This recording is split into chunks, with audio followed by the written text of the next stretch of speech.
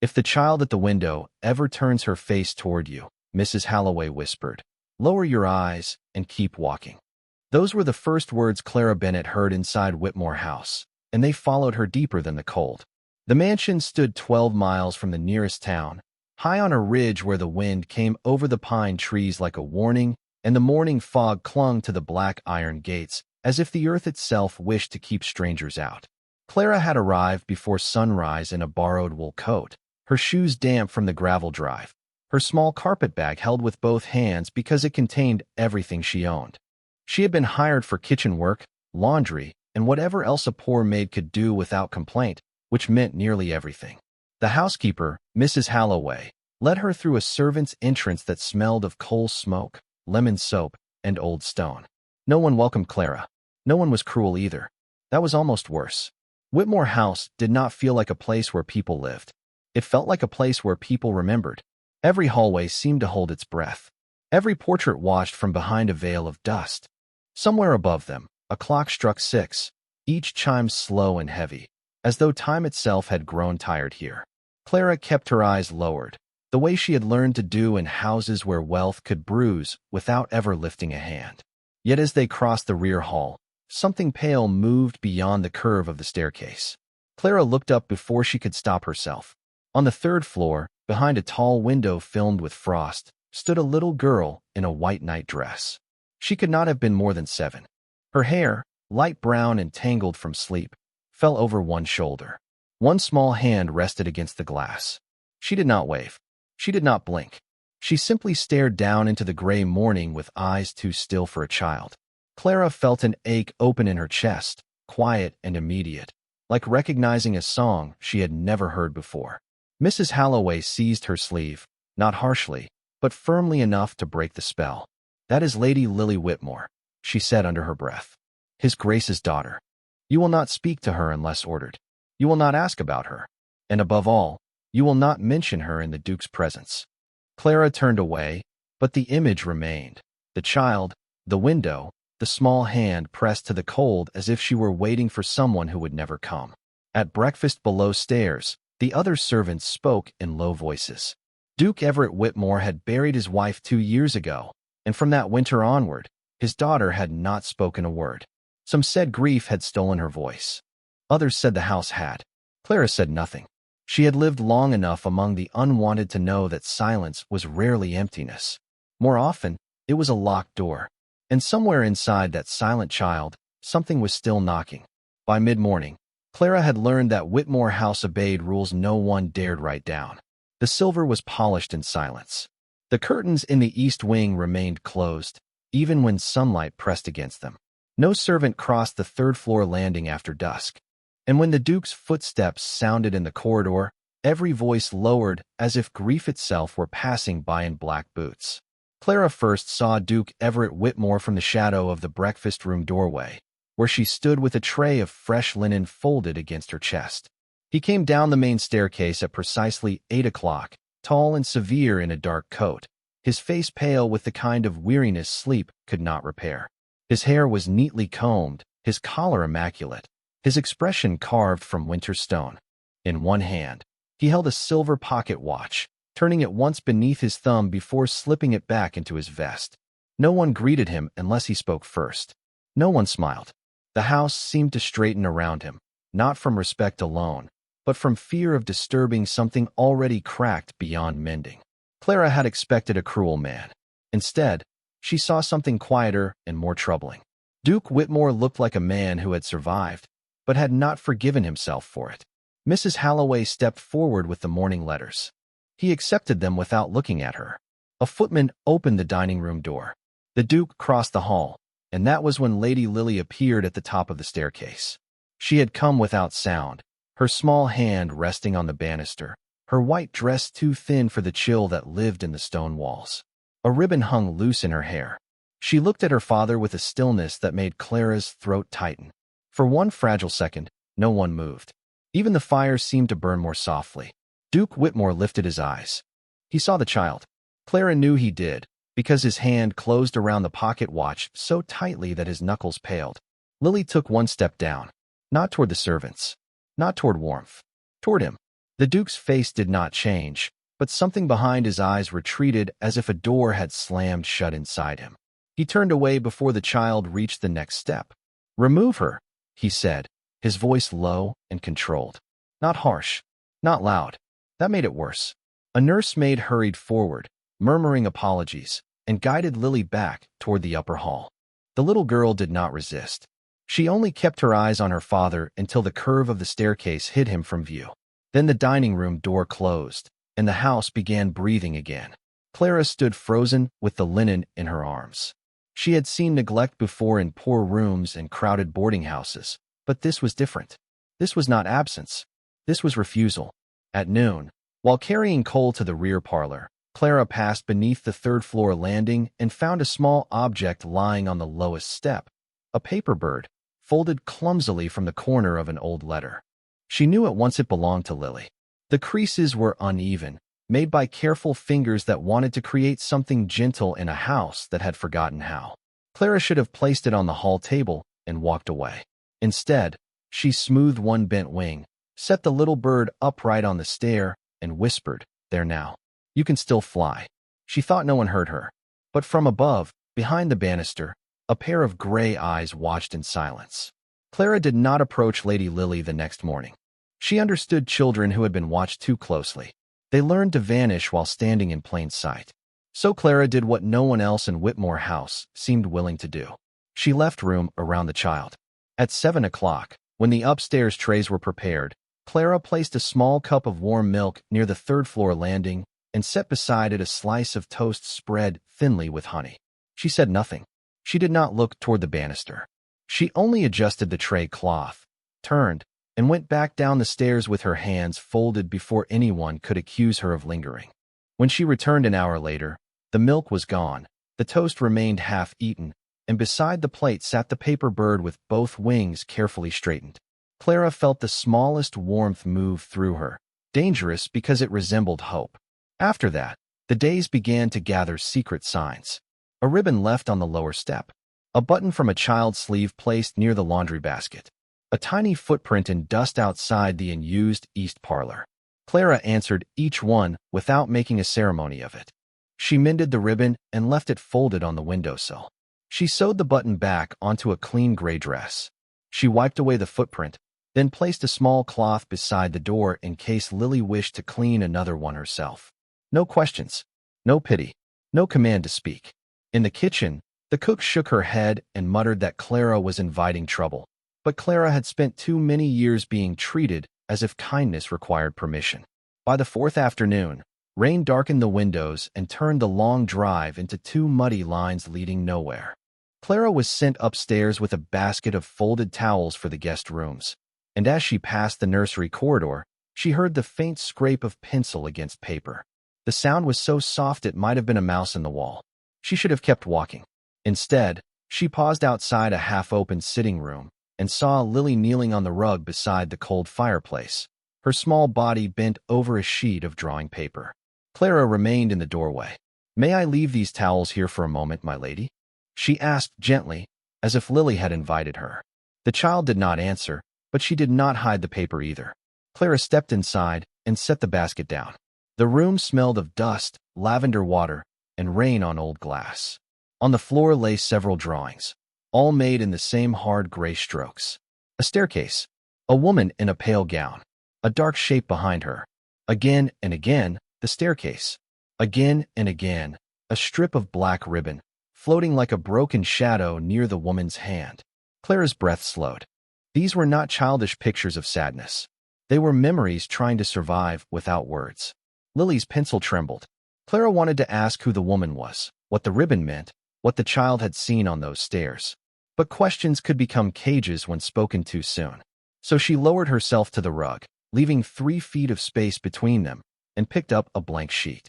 With careful fingers, she folded it into another paper bird. Smaller this time. Neater. When she placed it beside Lily's drawings, the child looked at it, then at Clara. Her gray eyes were wary, hollow, and unbearably old. Clara whispered, "Some birds do not sing until they know the room is safe." Lily did not smile. She did not speak. But after a long, fragile silence, she reached out and touched the paper bird with one fingertip, as though testing whether gentleness could be real. The next evening, after the rain had passed and the ridge lay silver beneath a thin moon, Clara found the key by accident. It was not hidden in a drawer or tucked behind a portrait like something from a children's tale. It hung on a brass hook in the linen room, among ordinary keys for closets, trunks, and guest chambers, marked only by a faded blue thread tied around its stem. Clara noticed it because Lily noticed it first. The child stood in the doorway while Clara stacked folded sheets, her gaze fixed not on Clara's hands, but on that small blue thread swaying in the draft. Clara followed her eyes. "Does that belong somewhere upstairs?" she asked softly. Lily did not answer. She only lifted one pale finger and pointed toward the east wing.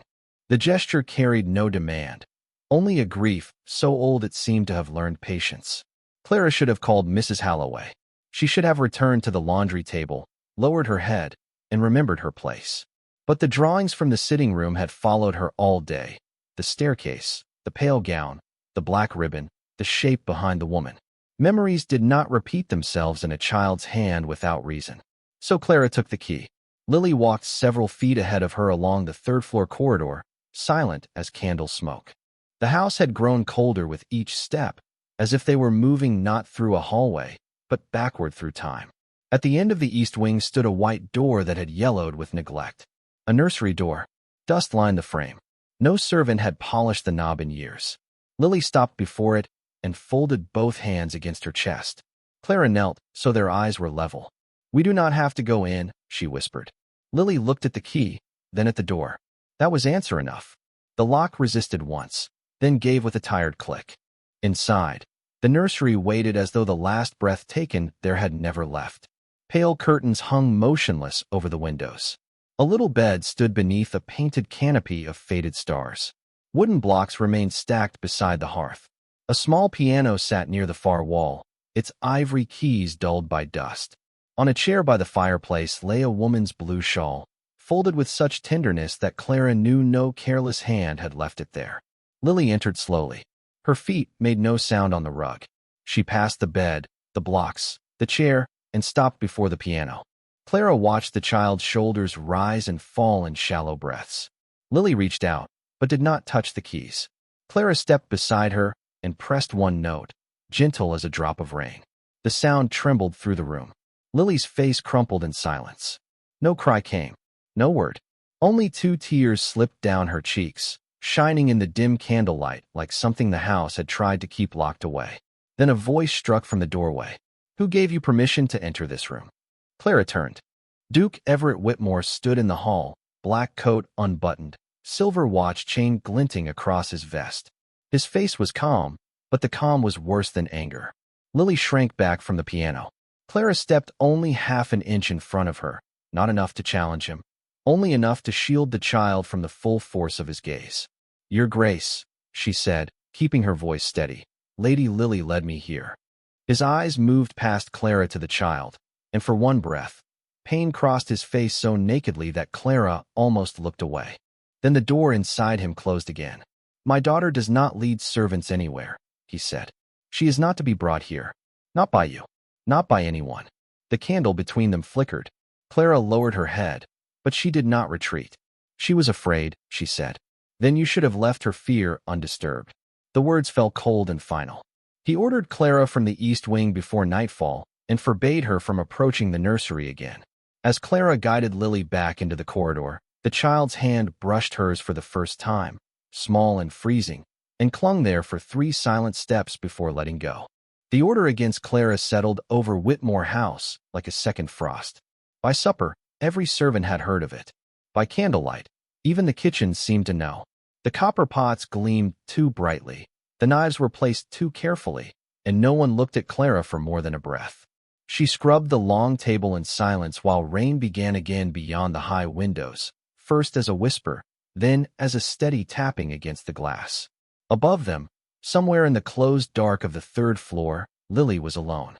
Clara told herself the child had a nursemaid, a warm bed, and more blankets than any girl in the village could dream of owning. Yet comfort was not the same as shelter. A room could be full of velvet and still leave a child abandoned. Near midnight, The storm rose hard over the ridge. Wind pressed against the mansion until the old walls gave small, tired groans. Clara lay awake in the narrow servant's room beneath the eaves, fully dressed except for her shoes, listening to rain run through the gutters like hurried footsteps. Then she heard it. Not a scream, not even a cry, a sound too small for most people to notice. 3 light taps against wood, followed by silence. Clara sat up. The taps came again, from the hallway beyond her door. When she opened it, no one stood there. Only a paper bird lay on the floor, its wings damp, as if carried in a trembling hand. Clara lifted it and saw a gray pencil mark across one wing, the shape of a staircase. She did not wait for permission. She took her shawl, slipped into the corridor, and climbed through the sleeping house with a candle cupped in her palm. The 3rd floor was colder than the rest, the kind of cold that seemed to come from memory rather than weather. Lily's room was empty. The bedclothes were pulled back. The window was latched. The little gray dress from the day before lay crumpled near the chair. Clara moved faster, but still softly, calling no name because she feared the wrong person might answer. She found Lily at the main staircase, halfway down, curled on the wide stone landing where moonlight and lightning crossed in pale flashes. The child wore only her white night dress. In one hand, she clutched a torn strip of black ribbon. Her eyes were open, fixed on the lower steps, seeing something Clara could not. Clara set the candle on the floor and knelt several feet away. "Lady Lily," she whispered, "you are not there anymore." The child did not move. Clara unfastened her shawl and placed it gently around Lily's shoulders, careful not to touch the ribbon. "You do not have to tell me anything," she said. "You do not have to make your voice come back before it is ready. Just know this. You are not alone on these stairs tonight." Thunder rolled beyond the windows, deep and far across the ridge. Lily's fingers tightened around the ribbon. Her lips parted once, then closed. Clara's heart beat so hard she felt it in her throat, but she did not lean closer, did not beg, did not turn this fragile moment into a demand. She only stayed. The storm softened toward dawn. A gray light began to gather along the tall windows, touching the banister, the stone steps, the child's pale hair. Somewhere behind them, a floorboard gave the smallest sound. Clara knew without looking that they were no longer alone. Duke Everett Whitmore stood in the shadow of the upper hall, barefoot beneath his dark robe, the silver watch chain absent for the first time. Lily lifted her face. She looked not at Clara, but past her, toward her father. Then, in a voice so thin it seemed made of the morning itself, she whispered, "She pushed Mama." The words did not echo. They entered the house like a key turning in a long-sealed lock. Duke Whitmore did not move. His face lost every trace of command. Clara saw the exact moment the widower disappeared, and the father, terrified and unprepared, finally heard his child. By the time morning fully entered Whitmore House, the secret had already begun to move through its walls. It did not travel loudly. Nothing in that house ever did. It passed from the nursemaid's shaken face to the housekeeper's tightened mouth, from the footman who had seen the Duke carry Lily back upstairs wrapped in Clara's shawl, to the cook who crossed herself over the bread dough and said that no child invented sorrow before breakfast. Clara was sent to the servants' hall and told to wait. No one used the word punishment, yet every chair around her seemed to know it. She sat with her hands folded in her lap, while the black ribbon lay on the table before Mrs. Halloway, a thin strip of fabric that had become heavier than silver, heavier than law, heavier than any truth a poor maid was allowed to touch. Above stairs, Duke Everett Whitmore had ordered every household member to remain available for questioning, but he did not come for Clara at once. That frightened her more than anger would have. Anger spent itself. Silence prepared. Near noon, a carriage arrived from the South Road, its wheels shining with mud. Lady Marissa Vale stepped into the hall wrapped in a wine-colored traveling cloak, her fair face composed, her gloves buttoned perfectly at the wrist. She was the late Duchess's cousin, a frequent guest in the old days, and the only woman of rank who still moved through Whitmore House as if she had a right to its grief. When Mrs. Halloway told her what Lily had whispered at dawn, Lady Marissa did not gasp. She did not tremble. She only looked toward the servants' passage and said, very softly, "Where is the maid?" Clara was summoned to the small library, where the curtains were half drawn and the air smelled of cold ashes. Duke Whitmore stood by the mantel, pale and sleepless, one hand resting against the marble as if the house itself might shift beneath him. Lily sat in an armchair near the window, wrapped in a blue blanket, her eyes fixed on Clara. Lady Marissa stood beside the child with one gloved hand laid on the back of the chair. Too close, too graceful, too calm. "Your Grace," Marissa said. "Grief can make a lonely child repeat whatever tenderness feeds it. And a servant who discovers that tenderness has power may not understand the harm she causes." Clara lowered her eyes, not in guilt, but to keep her own voice steady. "I never told Lady Lily what to say." "Of course not directly," Marissa replied. "That would be foolish. But you opened forbidden rooms. You placed objects before her. You encouraged memories no doctor has confirmed. You are new here, Miss Bennet. You do not know what this family has endured." The words were polished, but each one was meant to put Clara back below the stairs, below belief, below the right to be heard. Duke Whitmore looked at his daughter. Lily's lips parted, but no sound came. The small voice that had found one sentence at dawn had retreated under the weight of adult doubt. Clara's heart ached, yet she did not reach for her. To do so would give Marissa exactly what she wanted. "I know only this," Clara said quietly. A frightened child held a ribbon and spoke because she no longer wished to be alone with what she remembered. Marissa's eyes cooled. "Or because you taught her that such a story would keep you near her." The room went still. Duke Whitmore closed his eyes for a moment, and in that moment Clara saw the terrible weakness of a wounded man. Not cruelty, but the fear of hoping wrong. When he opened them, he did not look at Clara. "Until I understand what happened," he said, his voice low, "you will have no further contact with my daughter." Lily's fingers clutched the blanket. Clara bowed her head because pride would not help the child now. As she was led from the library, she heard the faintest scrape behind her, Lily slipping from the chair. Then a small hand struck the door once before it closed, not in anger, but in a silent plea the whole house pretended not to hear. For 2 days, Clara did not see Lily except in the traces a silent child left behind. A cup of milk untouched outside the nursery door. A paper bird crushed beneath the leg of a chair. A blue ribbon lying across the 3rd floor landing like a small forgotten prayer. Whitmore House had returned to its old order, but not to peace. Peace required truth, and truth had been locked away again, this time with Clara on the wrong side of the door. Lady Marissa moved through the mansion with gentle authority, speaking softly to servants, correcting flowers in vases, standing beside Duke Whitmore at meals as if grief had already made room for her. She sent for doctors from the county, spoke of rest cures, warmer climates, and the danger of allowing a child's imagination to harden into accusation. Each word sounded merciful. Each word carried Lily farther from the only person who had listened without fear.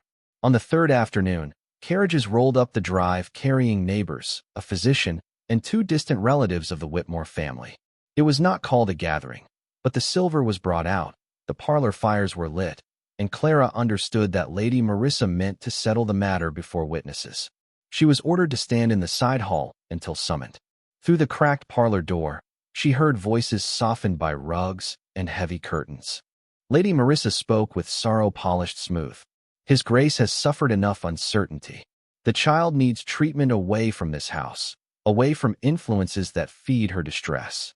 A man murmured agreement. Someone mentioned a private home in South Carolina where delicate children could recover in sunshine. Clara closed her eyes. South Carolina might as well have been the far side of the moon to a little girl who had only just found her voice. Then Mrs. Halloway appeared, pale and tense, and told Clara she was wanted. Clara entered the parlor with her hands folded, her gray dress plain among velvet chairs, dark wood, and gleaming tea service. Duke Whitmore stood near the fireplace, his face unreadable. Lady Marissa sat beside the empty chair meant for Lily, her black silk gloves folded on her lap. The ribbon was not on her wrist today. Clara noticed that before she noticed anything else. "Miss Bennet," Marissa said, "for the child's sake, you must admit that you encouraged her confusion." Clara looked at Duke Whitmore, not pleading, only waiting to see whether the father or the Duke would answer. He said nothing. The silence hurt more than accusation. Clara drew a breath. "I will admit only what is true. Lady Lily was afraid. I stayed with her." A faint sound came from above. Every face turned toward the staircase beyond the open parlor doors. Lily stood at the top, small and white against the dark rail, holding several sheets of drawing paper pressed to her chest. No nursemaid followed her. No servant dared move. Step by step, she descended, her bare feet silent on the carpet runner. Duke Whitmore took one step forward, then stopped, as though he feared even tenderness might frighten her away. Lily entered the parlor and walked past Lady Marissa without looking at her. She went to Clara first, placed the drawings in her hands, then turned toward her father. Her voice shook, but it did not vanish. I saw her. The room stilled. Lily lifted one drawing. A staircase. A pale gown. A woman with a dark ribbon at her wrist standing near the landing. Lady Marissa rose too quickly, and in that single careless movement, her sleeve slipped back just enough to reveal a narrow, faded mark around her wrist where such a ribbon had once been pulled tight for years. Clara did not speak. She did not need to. Lily looked at her father with tears bright in her gray eyes and said, clearer this time, I saw her with Mama. For a moment, no one in the parlor seemed able to breathe. The fire settled softly behind the grate. Rain tapped against the tall windows. Lily stood in the center of the room with her drawings held against her chest, small enough to be dismissed by every adult there, yet suddenly stronger than all of them because she had carried the truth when no one else dared touch it. Duke Everett Whitmore looked at the picture in her hand, then at the faint mark on Lady Marissa's wrist. Slowly, as if each inch cost him something, he turned toward his daughter. Not past her, not around her, at her. The change was so slight that only Clara saw how enormous it was. His eyes no longer treated Lily as a mirror of the wife he had lost. They saw the child who had remained. His child. Lily, he said, and her name broke in his mouth as though it had been buried there for 2 years. Lady Marissa gave a strained laugh, delicate and bright as cracked glass. Everett, surely you cannot allow this display to continue. She is a frightened little girl. Children make shapes from shadows. Then why did you remove the ribbon? Clara asked quietly. Every face turned. Clara kept her hands folded, her voice low, her place humble, but her eyes remained on Marissa's bare wrist. You wore black silk at breakfast yesterday. You wore it when you arrived. Today, when Lady Lily was to be questioned, it is gone. Marissa's expression hardened for less than a heartbeat before smoothing again. A servant's observation is not evidence. No, Duke Whitmore said. But my daughter's fear is. He stepped away from the fireplace. The room seemed to yield to him, not because he was a duke, but because grief had finally stopped ruling him. He knelt before Lily, slowly, carefully, as if approaching a wild bird that had survived too many winters. His dark coat brushed the rug. The guests shifted in shock. A man of his rank did not kneel in his own parlor, not before servants, not before neighbors, not before a child. Yet Everett lowered himself until his eyes were level with hers. Lily trembled. Clara thought she might step back, but she did not. I did not listen, he said, each word rough with shame. I should have listened. Lily's fingers tightened around the drawings. Mama fell, she whispered. I was on the stairs. She said my name. Then the lady with the black ribbon told me to be quiet. No one moved. The words were not loud, but they filled the room more completely than thunder. Mrs. Halloway pressed one hand to her mouth. The physician looked away. Lady Marissa's composure thinned until something cold showed beneath it. This is cruel, she said. You would turn a grieving child against the only family she has left. Duke Whitmore rose, but when he spoke, his voice held no fury, only command sharpened by certainty. You will leave this house before sunset. Until the sheriff arrives from town, you will remain in the blue sitting room with Mrs. Halloway present. Marissa's eyes flashed toward the door, then toward the gathered guests, searching for sympathy and finding only silence. The power she had worn so gracefully began to fall from her piece by piece. Clara looked down at Lily. The child had not smiled, but something in her face had loosened, as if a window had opened in a room sealed too long. Duke Whitmore turned back to his daughter and extended his hand. It waited in the air, uncertain, trembling faintly. Lily stared at it for several seconds. Then she placed her small fingers in his.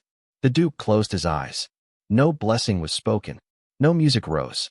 Yet in that quiet parlor, with rain on the glass and the torn truth lying plain before them, Clara understood that the house had changed. Not healed. Not yet.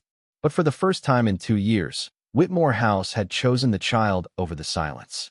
By sunset, Lady Marissa Vale was no longer permitted to move through Whitmore House, as if sorrow had made it hers.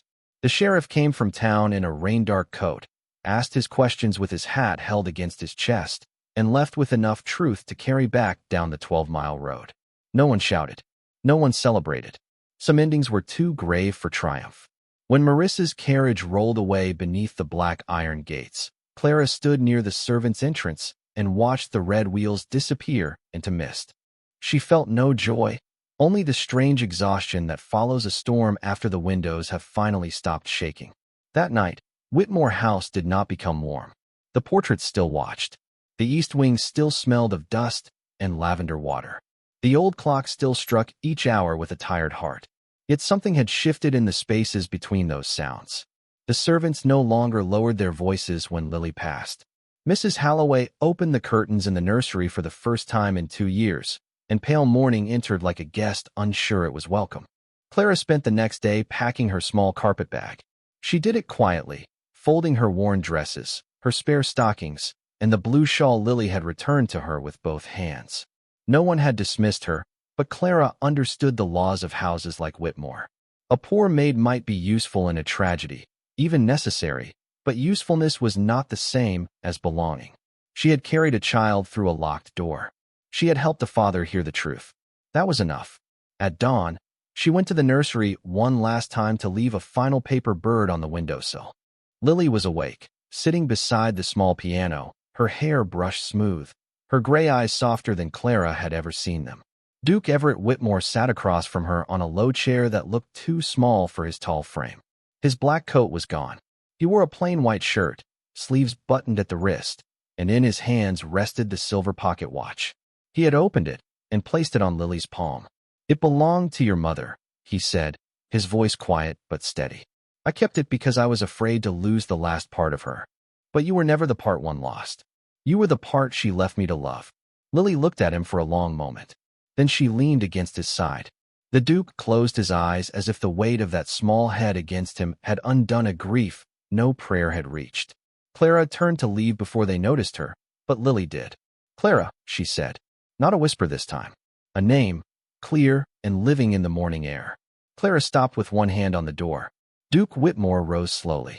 For the first time, he looked uncertain not as a nobleman, but as a man asking for something he had no right to command.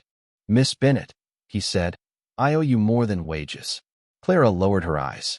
"Your grace owes me nothing. Lady Lily was brave before I came." "Perhaps," he said, "but she was believed because you stayed."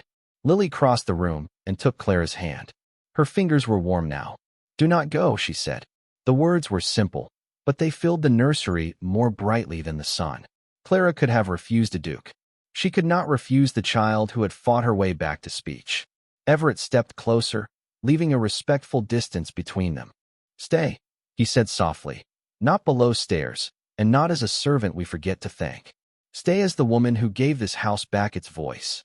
Clara looked toward the window, where dawn rested on the paper bird's folded wings. For years, she had believed home was a thing given only to those born under the right roof. But that morning, in a nursery once sealed by grief, she understood that some homes are not inherited. Some are chosen in the quiet after truth has survived. And some hearts do not awaken through love first. They awaken when a wounded child is finally believed.